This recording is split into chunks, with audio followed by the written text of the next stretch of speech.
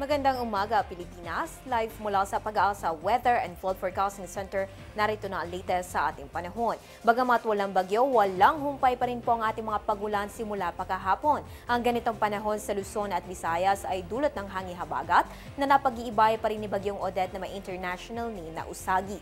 At dahil sa surge ng southwest monsoon, nakataas pa rin po ang gale warning sa Hilaga at Kanlurang baybayin ng Luzon. Kabilang dito ang western seaboards ng central at southern Luzon kung saan maulap ang kalangitan na may scattered to widespread rain showers o thunderstorms. Magiging rough to very rough ang ating sea condition na may taas ng alon 3.4 to 4.5 meters at lakas ng hangin abot ng 52 to 63 kilometers per hour o 28 to 34 knots. Kabilang po dito ang mga baybayin ng Zambales, Bataan, Metro Manila, Cavite, Mindoro Occidental, western coast ng Batangas at western coast ng Palawan. Kabilang din ang western seaboards ng northern Luzon sa mga baybayin na Ilocos Sur, La Union, Pangasinan at sa western coast ng Ilocos Norte. At sa northern seaboards ng northern Luzon sa may Batanes, Calayan, Babuyan, northern coast ng Ilocos Norte at northern coast ng Cagayan. Abiso po na Pag-asa na delikado ang maglayag lalo na ng maliliit na sasakyang pandagat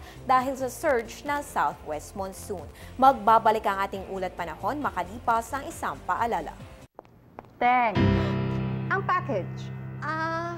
Ma'am, sabi ng Air 21 on the road na. Ano, Teng? Ang package. Ma'am, sabi ng Air 21 na receive na. Okay, very good.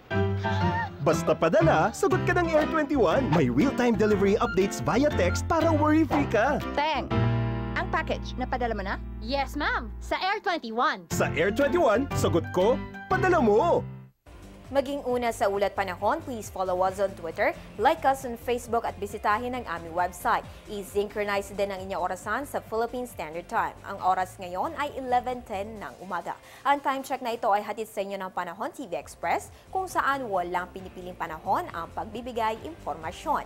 93 days to go before Christmas mga kababayan. Ako po ang inyong weather girl April Enerio. Magandang umaga.